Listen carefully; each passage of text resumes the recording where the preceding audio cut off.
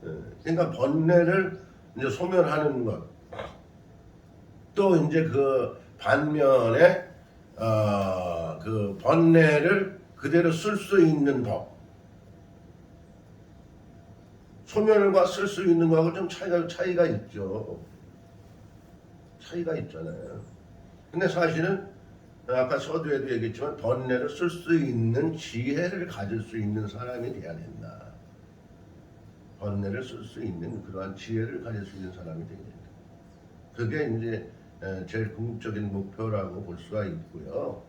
그 또한 불교에서 제일 중요하게 부처님께서 말씀하신 어떠한 연기 사상과 중독, 그게 다 포함이 되어 있는 거예요. 연기 사상, 중독가 다 포함이 되어 있는 겁니다. 좀 어리둥절하죠. 바른 자세로 나를 추스립니다. 바른 자세로 유연하고 바른 자세, 경직되지 않는 그러한 상태, 손도 편안한 자세로 가지런히 모으는 것도 좋고 아니면 무릎에 올려놓는 것도 좋겠습니다. 한 생각 마음을 가다듬기 위해서는 가능하면 눈을 지그시 감는 것도 좋습니다. 눈을 지그시 감고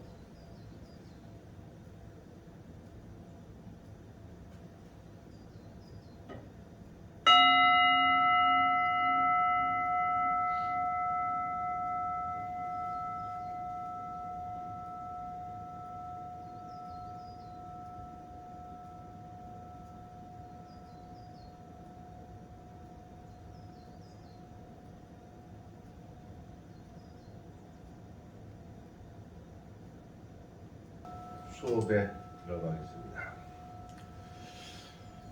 마음 치유의 길 11강 이렇게 되어 있죠. 마음 치유의 길 11강. 한번 자료 있나요? 지금 자료 있나요? 우리 한번 읽어보세요. 첫 달에 한번 읽어보세요. 네. 마음 치유의 길 11강. 한국 불교에서 선수행과 현대 사회생활과 적용할 수 있는 방안에 관하여 연구하기 위하여 초기 불교의 석존께서 고행으로부터 선정에서 성도에 이르기까지 또는 지밀한 음식의 맛을 탐하여 다른 중생들과 차별이 생기고 악명이 사라지고 세간법이 시작되면서 이후로는 상대적 차별이 일어나게 되어 남과 여가 생기고 서로 음욕을 행하게 되면서 부정한 행위하기 위해 집이 처음으로 발생하게 되었다는 것으로 고찰할 수 있었으며 선수행과 명상에 관하여 마음 챙김과 오온 챙김에 관하여도 정리할 수 있었다. 이 연구의 내용에서 서술한 바와 같이 이 모든 연구 내용은 불교의 수행이나 명상과 심리치유 프로그램을 통하여 변화되어가는 시대적 상황에 적용할 수 있는 방안을 고찰하기 위하여 우선적으로 출가 사문으로서 부처님의 사상과 방편을 바로 알아야 중생을 교화 또는 사회생활에 접목할 수 있다고 생각되어 전개하게 되었던 것이다. 네. 지금까지 이제 쭉 강의한 내용들을 이제 결론을 지어놓은 내용들이죠. 결론을 지었죠. 그래서 여기서 보면은 이제 짐이라는 얘기, 짐이 세간법에서 우리 짐이 배웠죠. 세간법에서 짐이라는 것을 배웠고 이제 그 짐이라는 것은 땅 기자 써가지고 이제 땅에서 나는 모든 어떤 결실 열매의 맛을 보게 되는 어떤 과정. 지미를 보기 전에는 우리는 음식을 먹고 생활했다, 먹지 않고 생활했다. 먹지 않고 생활했다죠. 먹지 않고 생활했다. 그러니까 우리는 기쁨으로 모든 것을 충족시키는 기쁜 마음으로 충족시키는. 그러니까 마음의 역할이 얼마나 중요하냐고요. 마음만 딱 먹으면 다 자동적으로 충전이 됐던 거예요. 충전이 됐던 거예요. 그러니까 기독교 성경에서도 아담과 이브가 열매를 따먹기 이전에는 마음으로 다 충전을 했던 거예요. 근데 이 무화과 열매를 따먹음으로 해서 선과 악이 생긴 거고, 거기에 부끄러움이 발생이 됐고, 거기서 분별심이 생기게 됐고, 그 후로는 뭔가 음식을 취하지 않으면 생활할 수 없는 이러한 지경에 도달하게 된 거잖아요. 그래서 현대까지 오늘날까지 오게 된 거예요. 그렇지만은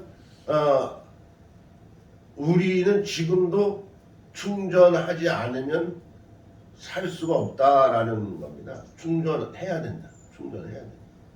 음식만 먹고는 살 수가 없다라는 거죠. 그러니까 그 근본적인 진여가 지금도 우리는 자신들을 유지시켜주고 있는 거예요. 그 진여. 그게 진여거든요. 예. 그러니까 음식은 먹고 생활을 하지만 그보다도 더 중요한 게 충전을 우리는 계속 하고 있는 거예요. 예? 그것이 이제 지난번에도 말씀드린 호흡이잖아요. 호흡을 하지 않으면 우리는 안 되잖아요. 그게 충전이거든요. 그러니까 충전되는 그 기운이 우리는 눈으로 볼 수가 없어요. 그죠? 호흡하는 그 산소가 눈으로 못 보잖아. 우리는 산소를 호흡하고 있는 거야. 그리고 귀로도 안 들리잖아. 코로 냄새도 못 받잖아. 혀끝으로도 감각을 느낄 수가 없잖아요. 그 호흡을 입으로도 먹을 수가 없잖아요. 네? 네. 그렇잖아요. 그렇지만 그 보이지도 않고 느껴지지도 않고, 예? 예. 그러한 어떤 것들이 아주 중요한 거고, 그게 아주 정말 참다운 어떤 우리 이 삶에 있어서 중요한 생명의 유지를 시켜주는 기운이라는 거예요. 그렇지만 그것이 보이지가 않는다는 거예요. 그래서 불교에서는 보이는 그 자체에 정리를 두고 답을 두는 것이 중생심이고 어리석다는 거예요. 거기에 머무르지 말아라 하는 거예요. 거기에 머무르지 말아라. 거기에 환호하지 말아라. 거기에 기뻐하지 말아라. 라는 거예요. 그게 이제 헛개비 장난이라는 거예요. 그러니까 지금 우리가 호흡과 음식만 우리가 두고 보더라도, 생각을 해 보더라도 그렇잖아요. 그죠? 우리를 진실로 유지시켜주는 것은 호흡인데 우리는 착각하고 있잖아요. 먹음으로 살 수 있다. 먹음으로 살 수 있다는 거예요. 동물들도 마찬가지죠. 동물들도 먹는 거에만 집착을 하고 있는 거예요. 동물들도. 날아다니는 동물이 됐든, 두 발로 다니는 동물이 됐든, 뭐 네 발로 다니는 동물이 됐든, 여러 발로 다니는 동물이 됐든, 먹는 거라 그러면은 뭐 자기 몸을 뭐 희생시켜서라도 먹고 살기 위해서 투쟁을 하고 싸움을 하고 한단 말이에요. 그렇지만 그러한 동물들도 실질적으로는 콧구녕이 제 기능을 못하면 소용없다. 이게 아무리 입으로 음식을 넣어도 소용이 없다. 예. 그런데 우리는 먹고 사는 것만 길을 쓰고 찾아다닌다. 그래서 그것이 바로 중생과 보살의 차이다. 중생과 보살의 차이다. 그러니까 중생과 보살의 차이인데, 그러한 것만 아하하고 우리가 자각하면 그때는 지혜로운 삶을 살 수가 있다. 지혜로운 삶을 살 수가 있다. 그런 얘기를 우리가 짐이라는 과정에서 이제 얘기를 했고, 짐이라는 과정을 통해서 사실 우리는 이렇게 우리의 인간의 몸도 진화되고 지금까지 유지되고 있는 것이다라는 것을 이제 지난번에 강의를 했었죠. 강의를 했었고, 이러한 사실들을 우리는 나 혼자만 알아차리고 나 혼자만 지혜를 등득해서 사는 것보다는 함께 사회에 적용할 수 있는 방법이 무엇인가? 함께 사회에 적용할 수 있는 방법이 무엇인가? 네? 그것을 우리는 찾아보자라는 거거든요. 그러니까 그렇지만 우리는 일반적으로 어떤 생각을 하고 있나요? 어떠한 결과를 얻으면 다 나에게 소중한 거고 나의 어떠한 것으로만 생각해요. 모든 건 내 것으로만 생각해요. 그렇지만 그 또한 헛되게 내 것이 하나도 없어요. 하나도 없는 거예요. 내 게 하나도 없는 거예요. 응? 그냥 기록만 있는 거예요. 기록만. 돈이 나한테 10,000원 있다. 10,000원 기록만 있는 거야. 그 10,000원이 나한테 영원히 쫓아다니나? 예, 또 소멸되는 거잖아요. 없어지잖아요. 예. 근데 그 어떤 것 하나에 우리는 집착을 한다는 거예요. 나의 것으로만 생각한다는 거예요. 나의 것이 아닌 것을, 나의 것이 아닌 것을 우리는 알아야 된다. 그러기 위해서 우리는 그러한 것들을 사회에 접목할 수 있는 방법을 이해하고, 그 이해한 부분들을 우리는 사회에 전달할 줄 아는 그러한 보살행이 필요하다. 보살행이 필요하다. 지금 우리의 삶에 대해서 비유를 했지만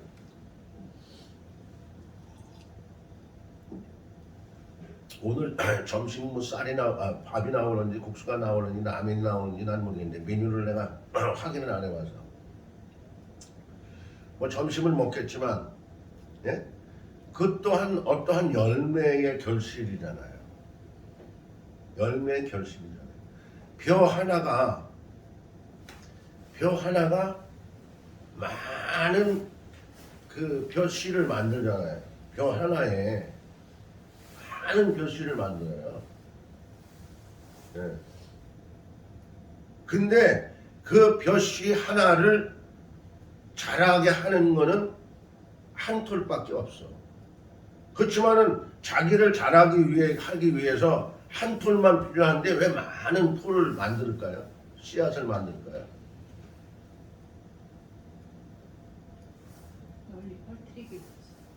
널리 퍼뜨리기 위해서 뭐 종족 번식의 본능적인 어떠한 그런 거에 의해서 그럴 수 있겠죠. 멀리 퍼뜨리기 위해서. 예. 그런 게 있겠죠. 그렇지만 소멸이라는 거에 대해서 그 어떠한 개체는 다 생각하고 있는 겁니다. 소멸이라는 것. 나 하나를 탄생시키기 위해서 씨 한 톨이 필요하지만 많은 씨를 만들어내는 것은 소멸된다라는 것을 근본적으로 어느 것이고 다 아는 거예요. 그러니까 자동적으로 많은 씨앗을 만드는 거예요. 씨를 만드는 거예요. 민들레 홀씨가 되어 날아다니는 것도 보세요. 한 줄기의 민들레에서 수많은 꽃이 날아다니잖아요. 봄 되면. 예. 그러니까 나를 만드는 것은 하나의 씨앗이에요. 결과적으로는. 그러니까 결과적으로는 모든 것이 다 나를 만들고 형성하지는 않는 것이다. 예? 그러므로 해서 욕심 부리지 말고 집착하지 말아라. 라는 얘기잖아요. 그죠? 우리도 마찬가지잖아요. 우리도 수없이 분해되고 있어요. 하루에도 수없이 분해되고 있습니다. 우리도. 예? 수없이 분해되고 있거든요. 우리가. 뭐 나쁜 말은 파괴되고 있는 것이라고 얘기할 수가 있는데 예? 그래가지고 분해되는 것이 뭐예요? 예? 그대로 모아두면 때가 되잖아. 때. 예? 예. 그 때가 뭐예요? 우리 살에서 나오는 거예요. 그거 나무로 말하자면 나무 피와 같은 거예요. 그게 뭐예요? 소멸되는 거예요. 계속 소멸되고 있는 거예요. 그럼 소멸되면서 진화되고 있는 거예요. 그러니까 우리 자체도 지금 이 자체도 고정돼 있지 않다. 고정돼 있지 않은 거예요. 예. 그러니까 고정된 거로 착각을 하니까 넘어지는 거예요, 뒤로. 예. 그러는 거예요. 많이 춥죠? 추워요? 아니요. 안 춥죠? 강의를 안 들으면 춥고 공부하기 싫으면 춥고 그런 거예요. 예, 아무튼 그래서 그러한 것을 사회에 접목시킨 것이 우리 그 종교인들의 어떻게 보면은 의무입니다. 의무. 예? 어떠한 지식을, 예? 지혜를 증득해서 예? 이웃과 함께 나눌 수 있는 것이 큰 의무예요. 그래서 우리가 불교나 이거 뭐 기독교에서도 마찬가지지만 포교하는 거에 대해서 많은 어떠한 그 선업을 쌓는 거다라고 얘기할 수 있는 게 바로 그거예요. 부처님 시려서부터 예? 포교에 대해서 중요성을 얘기하는 게 그거예요. 바른 법을 예? 바로 알 수 있게끔 우리가 전달하자. 이런 얘기거든요. 예. 근데 그러한 포교를 우리가 가치로 쓰면 안 된다. 가치로 쓰면 안 된다. 사랑도 순도한 진실된 진여된 사랑이 필요한 것이 사랑을 가치로 써 요즘 그런 것도 있어요. 사랑도 가치로 쓰면 안 된다. 그죠? 어려워요? 어려워요? 그럼 가치를 안 쓰고 있나 보네.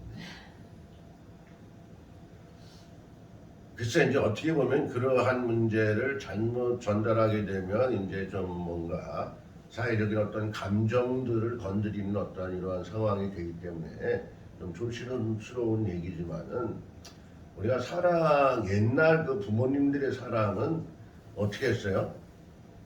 희생했잖아요. 서로가 희생을 했잖아요. 부부지간에 서로가 희생을 했잖아요. 오로지잖아요. 오로지. 근데 지금은 어때요? 지금은 오로지에서는 약간 멀어졌어요. 오로지에서 약간 멀어졌어요. 가치로 쓴다라는 것은 좀 어떠한 서로의 어떤 그 배려심, 도시적인 어떤 그런 마음에서 개인적인 발상을 많이 생각을 하는 거죠. 나만을 위해서 모든 마음을 쓰는 거죠. 그것이 가치적인 논리라고 볼 수가 있겠죠. 그것이 모든 것을 대상에게 좀 배려하고 이러한 마음이 프로테이지로 많이 가야 되는데 나의 중심적인 어떤 생활 태도 이런 것이 가치 아니겠느냐. 이렇게 뭐 더 세밀히 나가면 그럴까 하는데 그 정도까지만 얘기하면 되지 않을까요?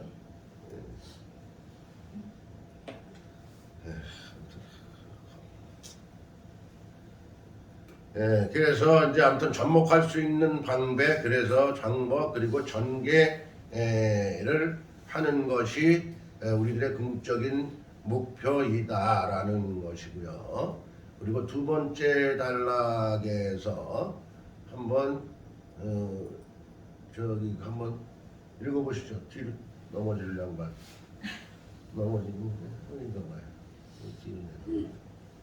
우리는 그대로가 아닌 끝없이 변화되고 있으며 변화되기 위해 불교를 대중화하여야 하며 대중 속에 사회적으로 하나가 되고자 함에 있어 도심 포교 일환으로 가람의 변형도 필요하며 도심 속에서 수행과 명상 프로그램을 활용하여 심리 프로그램을 접목할 수 있는 방안도 필요하다. 논자는 교정 활동을 하면서 어려운 환경에 있는 수감자들에게 희망을 심어주기 위하여 다음과 같은 말을 전하기도 했다.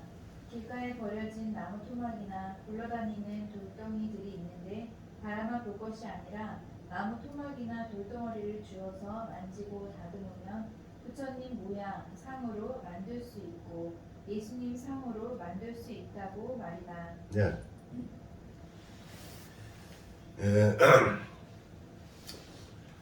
스님은 평상시에도 그 부처님만 생각하지는 않습니다. 여기에 뭐 나름대로 이거를 그 자료를 만들고 연구를 하고 수집하면서도 예수님 사상에 대해서 좀 생각하고 때로는 살펴보고 있어요. 애초에 스님이 이제 그 기독교 생활을 했었다라는 거 아시죠? 그러한 어떤 그 비유적인 면을 쓰려고 하는 것이 아니라 우리는 대립된 어떠한 종교상은 바람직한 것이 아니다. 라는 거예요. 그리고 서로가 비방하는 그 자체는 자질이 없다. 자질이 없다. 뭐 기독교라고 불교를 비방하고, 불교인들은 기독교 비방하고, 이거는 종교인들의 태도가 아니다라는 거예요. 지금 첫 번째 단락에서도 뭐예요? 우리는 마음을 깨워서 사회에 전목해서 선악과를 심자라는 궁극적인 목표를 우리가 전달하고 있는데, 그걸 배우고 있으면서 성스러운 말씀을 배우고 있으면서 우린 악행을 하고 있는 거예요. 비방하는 게 악행이요. 악행을 하고 있는 거예요. 그게 뭐야? 가치로 배워. 가치. 그게 바로 가치야. 가치. 내 거로만 쓰려고 하는 거. 내 거로만 인정하는 거. 이게 가치적인 행위란 말이죠. 그게 아닌 것이죠. 우리는 서로가 만났을 때 서로가 인정하는 태도로 대화를 하는 것이 으뜸인 것입니다. 그랬을 때 대상이 스스로 판단하게 내비둬야 돼요. 강요하는 것은 세습입니다. 강요하는 것은 세습인 거예요. 세습에는 자율성이 없는 겁니다. 우리는 누구나 자율성을 갖고 있어요. 우리는 그 누구에게도 자율성을 유지시켜주고 자율성을 깨워주는 것이 하나의 바른 태도라는 겁니다. 바른 태도. 사업이나 상술에 있어서도 마찬가지입니다. 나의 것만을 광고해서는 안 돼. 예를 들어서 브랜드를 확장하기 위해서는 대중을 먼저 생각을 해야 됩니다. 브랜드를 확장하기 위해서는요. 대중이 무엇을 이해할 수 있겠는가? 그것을 어떠한 브랜드를 확장하기 이전에 회사의 입장만을 생각해서는 그 브랜드는 절대 성장할 수 없어요. 사회적으로도 똑같은 거고 개인적으로도 똑같은 거고 종교적으로도 똑같은 겁니다. 똑같은 거. 그런 얘기를 하는 것이고 또 누구나 여기에서 이제 예수상 부처님상 굴러다니는 돌덩어리 나무 토막 이거에 대해서 말씀을 드렸는데 지난 어떤 강의 시간에 스님이 얘기했죠. 돌덩어리와 나무 토막에 대해서 얘기했죠. 빠졌나요? 그때? 못 들었나요?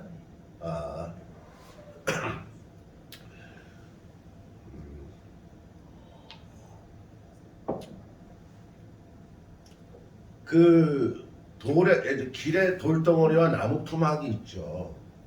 그걸 그대로 두면은 나무 토막 돌덩어리도 그냥 영원히 남는 거예요. 그리고 이제 쓰레기가 되는 거예요. 그렇지만 지혜로운 사람은 그 나무 토막과 돌덩어리를 만들고 다듬어요. 예를 들어서 만들고 다듬으면 부처님 상으로도 만들 수가 있고 돌덩어리를 나무 토막을 예수님 상으로도 만들 수가 있는 거예요. 그러면 만들기 전에는 이 사람 저 사람의 발길의 차이는 나무 토막과 돌덩어리로 유지될 수밖에 없겠지만 만들고 나면 예수상이나 부처님상으로 만들고 나면 예경의 대상이 된다는 거예요. 예? 예경의 대상이 되는 거예요. 모든 이게 예경의 대상이 되는 거예요. 야, 그거를 나무 토막과 돌덩어리로만 보지 말고 나를 한번 봐라. 나를 나무 토막이라고 생각하고 나를 돌덩어리라고 한번 생각해보자. 예? 내가 나무 토막이고 돌덩어리로 그대로 그냥 치부하고 포기해버리면 영원히 나는 나무 토막이고 돌덩어리예요. 쓸모가 없는 사람이 되는 겁니다.